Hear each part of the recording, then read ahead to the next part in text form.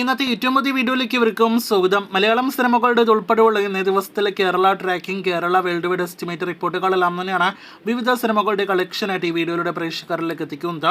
ആദ്യത്തേത് വിനീത് ശ്രീനിവാസന്റെ ഒരു ജാതി ജാതകം കളക്ഷനാണ്. സിനിമയ്ക്ക് ഇന്നലെ ഇതേ സമയം 12 ലക്ഷത്തിൽ പരമാണെങ്കിൽ ഇന്ന് 8 ലക്ഷത്തിൽ പരമാണ് കേരള ട്രാക്കിംഗ് ഗ്രോസ്. ഇന്നലെ 25 ലക്ഷം കേരള ഗ്രോസ് വന്ന സിനിമയ്ക്ക് ഇന്ന് 20 ലക്ഷത്തോളം കേരള ഗ്രോസ് പ്രതീക്ഷിക്കുന്നു.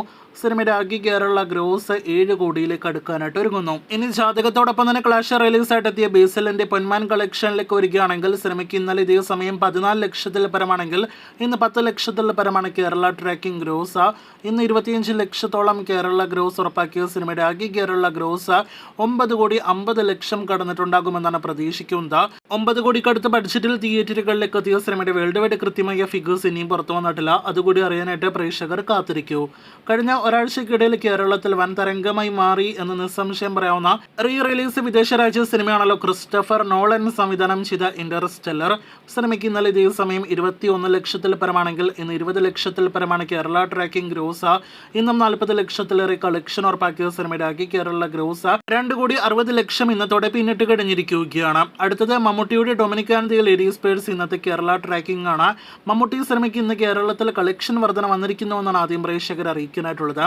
നിലവിലെ കളക്ഷൻ ആയിരങ്ങളിലേക്ക് ഒതുങ്ങിപ്പോയ സിനിമയ്ക്ക് ഇന്നലെ ഇതേ സമയം 40,000 രൂപയ്ക്ക് മുകളിലായിരുന്നു കളക്ഷനെങ്കിൽ ഇന്ന് 50,000 രൂപയ്ക്ക് മുകളിൽ കേരള ട്രാക്കിംഗ് ഗ്രോസ് വന്നിരിക്കുകയാണ്.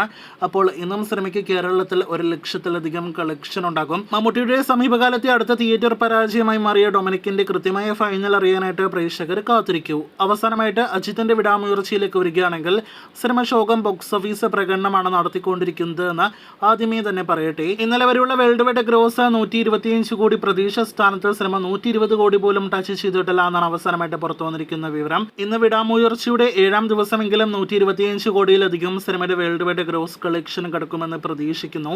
അതേസമയം തമിഴ്നാട് കളക്ഷൻ ഇന്നലെ വരെ 69 കോടിയിലേക്ക് എത്തപ്പെട്ടിരിക്കുകയാണ്. കാത്തിരിക്കൂ സിനിമയുടെ ഫൈനൽ വരെയുള്ള കളക്ഷൻ അറിയാനായിട്ട്.